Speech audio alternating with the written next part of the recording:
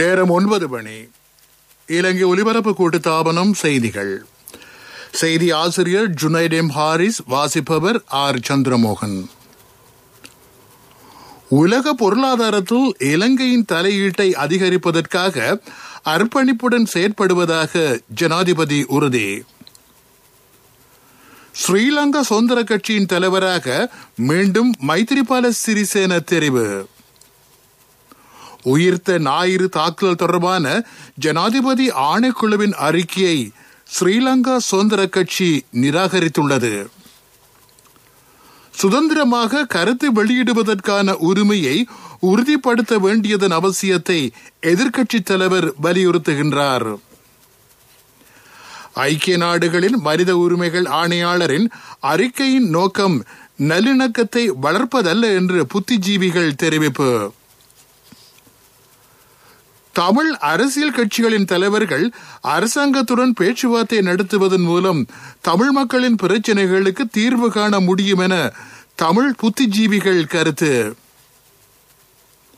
சுகாதார பாதுகாப்பை உறுதிப்படுத்தி சாதாரண தர பரீட்சையை நடத்துவதற்கான சகல ஏற்பாடுகளும் பூர்த்தி. கடந்த 24 மணித்தியாலங்களில் உலகம் முழுவதிலும் 1,26,000 மேற்பட்டோர் கோவிட் தொற்றாளர்களாக அடையாளம். உலக பொருளாதாரத்தில் இலங்கையின் தலையீட்டை அதிகரிப்பதற்கான புதிய தொழில்நுட்ப முறையை அறிமுகப்படுத்துவதற்கு தான் அர்ப்பணிப்புடன் செயற்படுவதாக ஜனாதிபதி கோட்டபாய ராஜபக்ஷ தெரிவித்துள்ளார். உள்நாட்டு நவீன தொழில்நுட்பங்களுடன் ஒன்றிணைந்து செயற்பட வேண்டியதன் அவசியத்தை அவர் வலியுறுத்தினார். அணிசேரா நாடுகளின் விஞ்ஞான மற்றும் தொழில்நுட்ப மாநாட்டில் ஜூம் தொழில்நுட்பத்தின் ஊடாக உரையாற்றும் போது அவர் இதனை குறிப்பிட்டுள்ளார். சூழலுக்கு உகந்த உள்நாட்டு மற்றும் பாரம்பரிய தொழில்நுட்பம் தொடர்பில் பெருமையடையக்கூடிய ஒரு வரலாறு எம்மிடம் உள்ளது. கோவிட்-19 தொற்று சுகாதாரத்துறை சார்ந்த உற்பத்தியாளர்களுக்கு புதிய வாய்ப்புகளை உருவாக்கியதாகவும் அவர் சுட்டிக்காட்டினார். ஸ்ரீலங்கா சுதந்திர கட்சியின் தலைவராக மீண்டும் முன்னாள் ஜனாதிபதி மைத்திரிபால சிறிசேன தெரிவாகியுள்ளார். இன்று இடம்பெற்ற கட்சியின் மத்திய நிறைவேற்றுக் குழு கூட்டத்தில் இந்த தீர்மானம் மேற்கொள்ளப்பட்டது.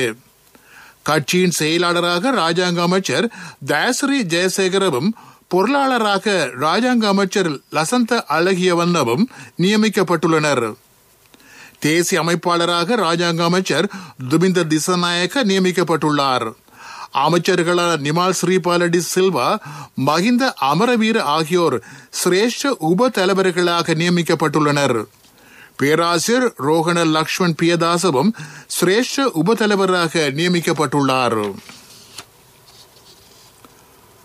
உயிர்த்த ஞாயிறு தாக்குதல் தொடர்பாக கண்டறிவதற்காக நியமிக்கப்பட்ட ஜனாதிபதி ஆணைக்குழுவின் அறிக்கையை நிராகரிப்பதற்கு ஸ்ரீலங்கா சுதந்திர கட்சி தீர்மானித்துள்ளது.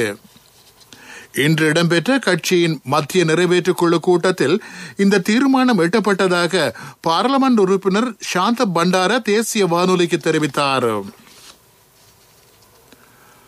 பாராளுமன்ற ஜனநாயகம் பாதுகாக்கப்பட வேண்டும் என எதிர்க்கட்சி தலைவர் சஜித் பிரேமதாச தெரிவித்துள்ளார். பாராளுமன்றத்தில் அனைத்து உறுப்பினர்களின் உரிமைகள் பாதுகாக்கப்பட வேண்டும், சட்டம் அனைவருக்கும் சமமானதாக இருக்க வேண்டும் என அவர் குறிப்பிட்டுள்ளார். சபாநாயகரின் பின்னணி கட்சி சாராமல் இருக்க வேண்டும். சுதந்திரமாக கருத்து வெளியிட எவருக்கு உரிமையுண்டு. கருத்து சுதந்திரம் உறுதிப்படுத்தப்பட வேண்டும் என்றும் எதிர்க்கட்சி தலைவர் வலியுறுத்தியுள்ளார். பாகிஸ்தான் பிரதமர் இம்ரான்கானின் வருகை இலங்கைக்கும் பாகிஸ்தானுக்கும் இடையிலான மத கலாச்சார நல்லிணக்க உறவுகளை மேம்படுத்த வழிவகுக்கும் என கொழும்பு பல்கலைக்கழக கல்வி பீடத்தின் பீடாதிபதி பேராசிரியர் எஸ் சந்திரசேகரன் தெரிவித்துள்ளார். இம்ரான்கானின் மத நல்லிணக்கத்திற்கான அழைப்பு இலங்கையில் மாத்திரமின்றி தெற்காசிய பிராந்திய நாடுகளுக்கு இடையிலும் நல்லிணக்கத்தை வலுவடைய செய்யும் என்று அவர் குறிப்பிட்டார். இலங்கை ஒலிபரப்பு கூட்டுத்தாபனத்தில் இன்று இடம்பெற்ற விடியும் வேளை நிகழ்ச்சியில் அவர் இந்த கருத்துக்களை வெளியிட்டார். தமிழ் மக்களின் பிரச்சனைகள் தொடர்பில் தமிழ் அரசியல் கட்சிகளின் தலைவர்கள் ஒன்றுபட்டு அரசாங்கத்துடன் பேச்சுவார்த்தை நடத்துவதன் மூலம் தீர்வை பெற்றுக்கொள்ள முடியும் என கொழும்பு மாவட்ட தமிழர் மகாசபையின் தலைவரும் மேல் மாகாண சபையின் முன்னாள் உறுப்பினருமான எஸ். ராஜேந்திரன் தெரிவித்தார். ஜெனீவாவுக்கு செல்வதால் எந்த தீர்வும் கிடைக்கப் போவதில்லை என சுட்டிக்காட்டிய அவர், ஜனாதிபதி கோட்டாபய ராஜபக்ச தலைமையிலான அரசாங்கத்தில் எந்தவொரு பிரச்சினைக்கும் நல்லதொரு தீர்வு கிடைக்கும் என்று நம்புவதாக குறிப்பிட்டார். இதேவேளை ஜெனீவாவில் முன்வைக்கப்பட்ட பிரேரணை நடைமுறை சாத்தியமற்றது என்பதால் அதனை அரசாங்கம் நிராகரித்திருப்பது நியாயமான விடயம் என கல்வி அமைச்சின் போஷாக்கு துறைக்கான ஆலோசகரும் அருணொழு மக்கள் முன்னணியின் தலைவருமான டாக்டர் கிருஷான் ராஜசுந்தரம் தெரிவித்தார். ஐக்கிய நாடுகளின் மனித உரிமைகள் ஆணையாளரின் இலங்கைக்கு எதிரான அறிக்கையை அடிப்படையாக கொண்டு ஜெர்மன், கனடா, பிரித்தானியா உள்ளிட்ட 6 நாடுகள் எமது நாட்டிற்கு பாதிப்பை ஏற்படுத்தும் பிரேரணை ஒன்றை முன்வைத்திருப்பதாக சட்டத்தரணி பேராசிரியர் பிரதீபா மகாநாம ஹேவா தெரிவித்துள்ளார். மிதிவெடி அகற்றல், காணிகளை மீண்டும் வழங்கியமை போன்ற விடயங்கள் மனித உரிமைகள் ஆணையாளரின் அறிக்கையில் குறிப்பிடப்படவில்லை என அவர் சுட்டிக்காட்டினார். தற்போதைய நிலைமையில் இந்தியா உள்ளிட்ட நாடுகளை எமது நாட்டின் பக்கம் ஈர்ப்பதற்கு நடவடிக்கை எடுக்கப்பட வேண்டும் என அவர் சுட்டிக்காட்டினார். மேலும் 2 கோவிட் மரணங்கள் இன்று பதிவாகியுள்ளதாக அரசாங்க தகவல் திணைக்களம் தெரிவித்துள்ளது. கடபத்த பிரதேசத்தைச் சேர்ந்த 82 வயதுடைய பெண்ணும், வதல பிரதேசத்தைச் சேர்ந்த 83 வயதுடைய பெண்ணும் இவ்வாறு உயிரிழந்துள்ளனர். இதேவேளை இன்றைய தினம் மேலும் 240 கோவிட் தொற்றாளர்கள் பதிவாகியுள்ளனர். இதன்படி இதுவரை கோவிட் தொற்றுக்குள்ளானவர்களின் எண்ணிக்கை 81,467 ஆகும். பிள்ளைகளின் சுகாதார பாதுகாப்பை உறுதிப்படுத்தி கல்வி பொது தராதர சாதாரண தர பரீட்சையை வெற்றிகரமாக நடத்துவதற்கான அனைத்து ஏற்பாடுகளும் தயார் என கல்வி அமைச்சர் பேராசிரியர் GL பீரிஸ் தெரிவித்துள்ளார். மார்ச் 1 முதல் 9 வரை இந்த பரீட்சை இடம்பெறும். 6,22,000 பேர் இந்த பரீட்சைக்கு தோற்றுகின்றனர். மேலதிக விசேட பரீட்சை மத்திய நிலையங்களும் தயார்படுத்தப்பட்டுள்ளன. இதற்காக 50 மில்லியன் ரூபாய் மேலதிகமாக ஒதுக்கப்பட்டுள்ளது என அமைச்சர் குறிப்பிட்டார். நீங்கள் கேட்டுக்கொண்டிருப்பது இலங்கை ஒலிபரப்பு கூட்டுத்தாபனத்தின் செய்திகள்.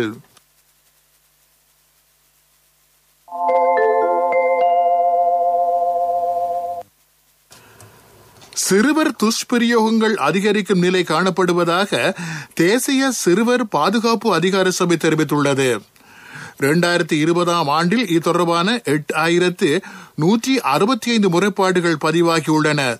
சிறுவர்களை உடல் மற்றும் உள ரீதியாக பாதிப்புக்கு உள்ளாக்கியமை தொடர்பான முறைப்பாடுகளின் எண்ணிக்கை 2,237 ஆகும்.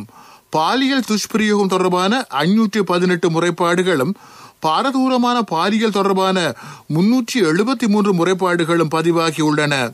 சிறுவர்களுக்கு ஏற்படும் எந்த ஒரு வன்முறை குறித்தும் 1929 என்ற குறுந்தொலைபேசி இலக்கத்திற்கு அறிவிக்குமாறு அதிகார சபை பொதுமக்களை கேட்டுள்ளது. பௌத்த விகாரைகள் தேவாலயங்கள் சட்டத்தை ரத்து செய்வதற்கு ஒருபோதும் இடமளிக்கப் போவதில்லை என நீதியமைச்சர் அலி சப்ரி தெரிவித்துள்ளார். இந்த சட்டத்தில் திருத்தங்களை மேற்கொள்வதற்கான எண்ணமும் இல்லை என அவர் குறிப்பிட்டார். நீதியமைச்சில் இன்று இடம்பெற்ற செய்தியாளர் மாநாட்டில் அவர் கருத்து வெளியிட்டார். அபிப்பிராயங்களை சமூகமப்படுத்துவதற்கு சிலர் முயற்சிக்கின்றனர். இது இன ஐக்கியத்திற்கு தடங்கலான விடயமாகும். 2500 வருடங்களுக்கு மேற்பட்ட பழமை வாய்ந்த பௌத்த நாகரிகத்தை கொண்ட இந்த நாட்டில் சிங்கள பௌத்த மக்களின் பாரம்பரிய உரிமைகளை எந்த வகையிலும் மீற முடியாது என அமைச்சர் வலியுறுத்தினார். மாணவர்களின் எண்ணிக்கை ஒப்பீட்டளவில் குறைவாக உள்ள அரசாங்க பாடசாலைகளின் உட்கட்டமைப்பு வசதிகளை அபிவிருத்தி செய்யும் திட்டம் ஒன்றை 4 மாதங்களுக்குள் வகுக்குமாறு அரசாங்க கணக்கீடுகள் தொடர்பான நிறைவேற்று சபை கல்வி அமைச்சிற்கு அறிவுறுத்தியுள்ளது. இந்த பாடசாலைகளில் நிலவும் நீர் பிரச்சனை, கழிவறை பிரச்சனை என்பனவற்றை தீர்ப்பதற்காக துரித நடவடிக்கை எடுக்கப்பட வேண்டியதன் அவசியம் குறித்து இந்த நிறைவேற்று குழுவில் கலந்துரையாடப்பட்டது. பாடசாலைக்கான முறையான ஒருங்கிணைப்பு இல்லாததால் வள பங்கீடுகளில் சிக்கல் காணப்படுவதாக இந்த நிறைவேற்று குழுவின் தலைவர் பாராளுமன்ற உறுப்பினர் பேராசிரியர் திஸ்ஸ விதாரண சுட்டிக்காட்டினார். பாடசாலை கட்டமைப்பு தொடர்பான ஆலோசனை குறிப்பேடு கல்வி நிர்வாக அதிகாரிகளின் கண்காணிப்பின் கீழ் காலத்திற்கு ஏற்ப திருத்தப்பட வேண்டும் என்றும் அவர் வலியுறுத்தினார். 2018 ஆண்டில் மாத்திரம் 101 பாடசாலைகள் மூடப்பட்டுள்ளன. இது தொடர்பில் கண்டறிந்து நிறைவேற்று குழுவுக்கு அறிக்கை சமர்ப்பிக்குமாறு அவர் கல்வி அமைச்சை கேட்டுள்ளார். COVID-19 உள்ளிட்ட வைரஸ் தொற்றுக்களை அழிக்கும் முகக்கவசம் ஒன்றை பேராதனை பல்கலைக்கழகம் அறிமுகப்படுத்தியுள்ளது.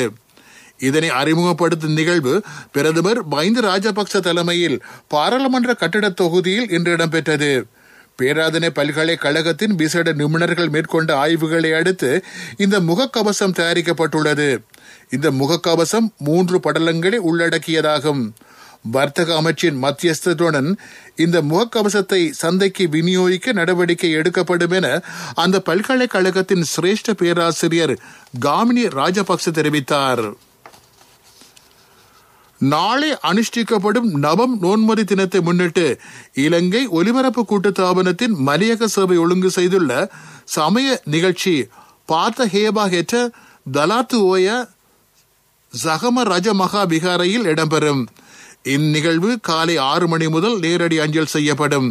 ருகுணு சேவையினால் நடத்தப்படும் நோன்மதி தின நிகழ்ச்சிகள் அம்பேகமுவ முத்துமால ரஜமகா விகாரையில் இருந்து ஒலிபரப்பாகும். நாளை முதல் ஆரம்பமாகும் வார இறுதி நாட்களில் தனிமைப்படுத்தல் சட்டங்களை கடைபிடிக்குமாறு போலீஸ் ஊடக பேச்சாளர் பிரதி போலீஸ் மா அதிபர் அஜித் ரோஹன தெரிவித்துள்ளார். கடந்த 24 மணித்தியாலங்களில் தனிமைப்படுத்தல் சட்டத்தை மீறிய 11 பேர் கைது செய்யப்பட்டுள்ளனர். முகக்கவசம் அணியாதவர்களை கைது செய்யும் நடவடிக்கை தொடர்ந்தும் முன்னெடுக்கப்படுவதாக அவர் குறிப்பிட்டார். இடைக்கால மற்றும் துணை வைத்திய சேவை பதவிக்காக பயிலுநர்களை சேர்த்துக் கொள்ளும் தென் மாகாணத்திற்கான நேர்முக பரீட்சை நாளை முதல் எதிர்வரும் 20ஆம் தேதி வரை காலி, மாத்தரே, அம்பாந்தோட்டை ஆகிய மாவட்டங்களின் தாதி பயிற்சி பாடசாலைகளில் இடம்பெறும். இது தொடர்பான மேலதிக தகவல்களை www.health.gov.lk என்ற இணையதளத்தின் ஊடாக பெற்றுக்கொள்ளலாம்.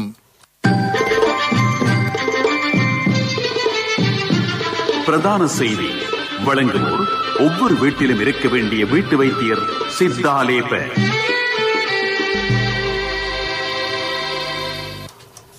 ஆட்பதிவு திணைக்களத்தின் பிரதான அலுவலகம் மற்றும் காலி, குருநாகல், வவுனியா, மட்டக்களப்பு ஆகிய மாவட்டங்களில் அமைந்திருக்கும் பிராந்திய அலுவலகங்கள் நாளை முற்பகல் 8:30 பிற்பகல் 1 மணி வரை திறந்திருக்கும்.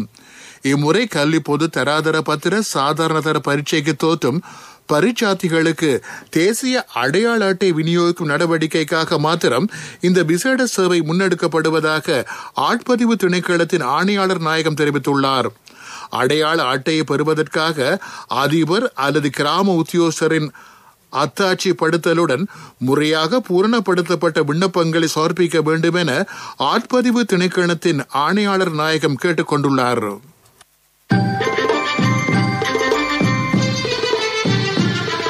பிரதான செய்தி வழங்கியோர் ஒவ்வொரு வீட்டிலும் இருக்க வேண்டிய வீட்டு வைத்தியர் சித்தாலேப.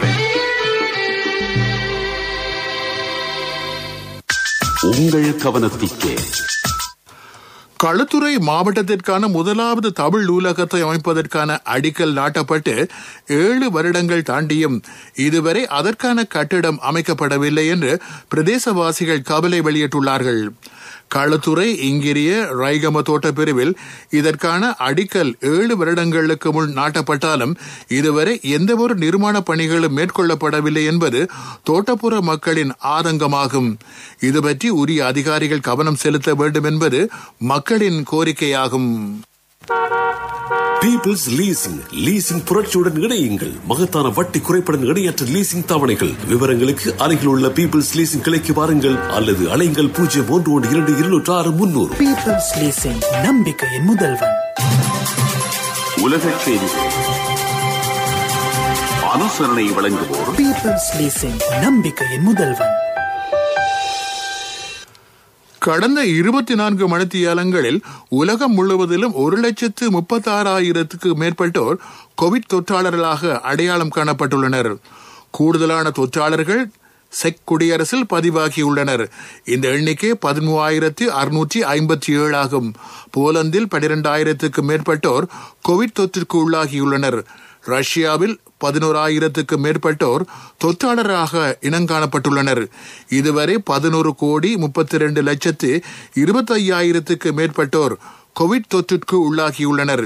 இவர்களில் 25,11,270 மேற்பட்டோர் உயிரிழந்துள்ளனர். 8,88,00,000 மேற்பட்டோர் குணமடைந்துள்ளனர். கடந்த 24 மணித்தியாலங்களில் ஆக கூடுதலான கோவிட் மரணங்கள் மெக்சிகோவில் பதிவாகியுள்ளன. இந்த எண்ணிக்கை 1,006 ஆகும். தமது இரு நாடுகளுக்கும் இடையிலான எல்லைப் பகுதியில் யுத்த நிறுத்தத்தை கடுமையாக கடைபிடிப்பதற்கு பாகிஸ்தான் மற்றும் இந்திய ராணுவங்கள் இணங்கியுள்ளன. சர்ச்சைக்குரிய காஷ்மீர் எல்லைப் பகுதியில் இந்த யுத்த நிறுத்தம் முன்னெடுக்கப்பட்டுள்ளது. இன்று காலை இந்திய மற்றும் பாகிஸ்தான் ராணுவ அதிகாரிகள் தொலைபேசி வாயிலாக கலந்துரையாடியிருப்பதாக பாகிஸ்தான் ராணுவ தகவல்கள் தெரிவிக்கின்றன. இன்று நள்ளிரவு முதல் யுத்த நிறுத்தம் உள்ளிட்ட அனைத்து உடன்படிக்கைகளையும் கடுமையாக பேணுவதற்கு இருதரப்பும் இணங்கி இருக்கின்றன. உலக செய்திகள் கேட்டீர்கள். பீப்பிள்ஸ் லீசிங் புரட்சியுடன் இணையுங்கள். மகத்தான வட்டி குறைப்படன் இணையற்ற லீசிங் தவணைகள். விவரங்களுக்கு அருகில் உள்ள பீப்பிள்ஸ் லீசிங் கிளைக்கு வாருங்கள் அல்லது அலைங்கள் 01122600. பீப்பிள்ஸ் லீசிங், நம்பிக்கையின் முதல்வன்.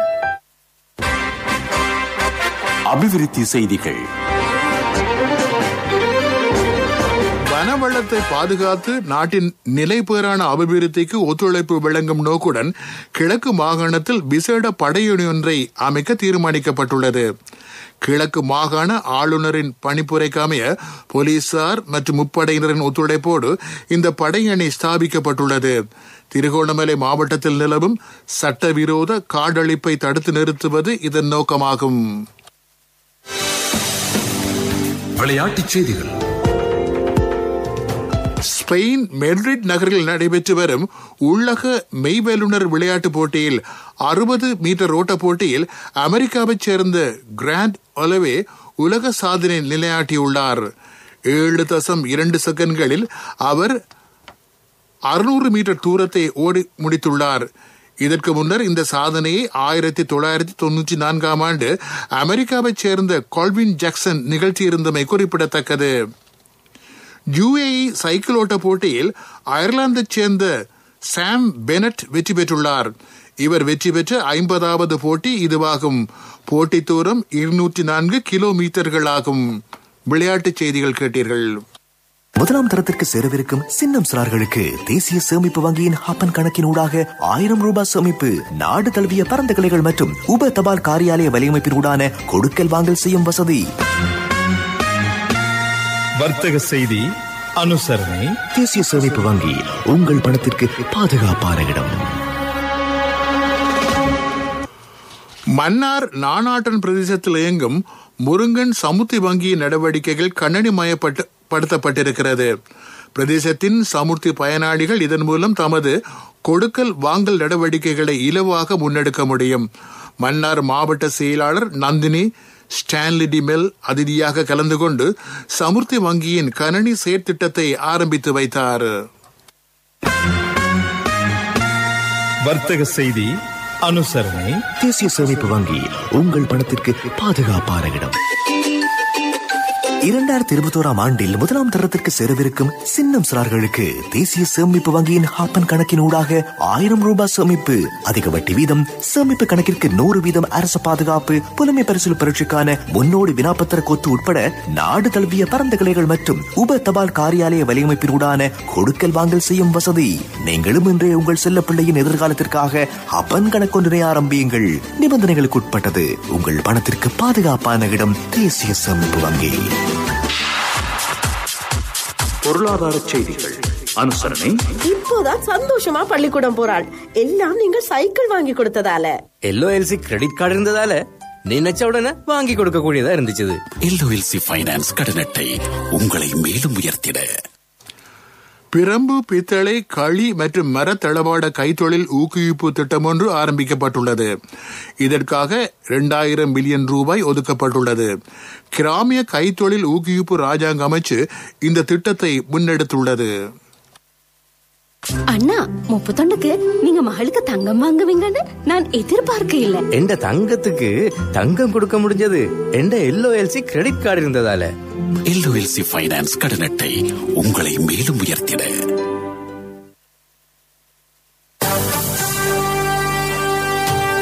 காலநிலை அறிக்கை. தென் மாகாணத்திலும் ரத்தினபுரி, மொனராகல மாவட்டங்களிலும் இரவு வேளையில் அவ்வப்போது மழை அல்லது இடியுடன் கூடிய மழை பெய்யக்கூடும் என வளிமண்டலவியல் திணைக்களம் எதிர்ப்பு கூறியிருக்கிறது. சில பிரதேசங்களில் 50 மில்லிமீட்டர் மழை வீழ்ச்சி பதிவாகலாம். மத்திய சப்ரகமோ, ஊவா மாகாணங்களிலும் காலி, மாத்தறை மாவட்டங்களின் சில பிரதேசங்களிலும் காலை வேளையில் பனிமூட்டம் காணப்படும் என திணைக்களம் விடுத்திருக்கும் அறிக்கையில் குறிப்பிடப்பட்டிருக்கிறது. காலநிலை அறிக்கை கேட்டீர்கள். மீண்டும் தலைப்புச் செய்திகள். உலக பொருளாதாரத்தில் இலங்கையின் தலையீட்டை அதிகரிப்பதற்காக அர்ப்பணிப்புடன் செயற்படுவதாக ஜனாதிபதி உறுதி. ஸ்ரீலங்கா சுதந்திர கட்சியின் தலைவராக மீண்டும் மைத்திரிபால சிறிசேன தெரிவு. உயிர்த்த ஞாயிறு தாக்குதல் தொடர்பான ஜனாதிபதி ஆணைக்குழுவின் அறிக்கையை ஸ்ரீலங்கா சுதந்திர கட்சி நிராகரித்துள்ளது. சுதந்திரமாக கருத்து வெளியிடுவதற்கான உரிமையை உறுதிப்படுத்த வேண்டியதன் அவசியத்தை எதிர்க்கட்சித் தலைவர் வலியுறுத்துகின்றார். ஐக்கிய நாடுகளில் மனித உரிமைகள் ஆணையாளரின் அறிக்கையின் நோக்கம் நல்லிணக்கத்தை வளர்ப்பதல்ல என்று புத்திஜீவிகள் தெரிவிப்பு. தமிழ் அரசியல் கட்சிகளின் தலைவர்கள் அரசாங்கத்துடன் பேச்சுவார்த்தை நடத்துவதன் மூலம் தமிழ் மக்களின் பிரச்சனைகளுக்கு தீர்வு காண முடியும் என தமிழ் புத்திஜீவிகள் கருத்து. சுகாதார பாதுகாப்பை உறுதிப்படுத்தி சாதாரண தர பரீட்சை நடத்துவதற்கான சகல ஏற்பாடுகளும் பூர்த்தி.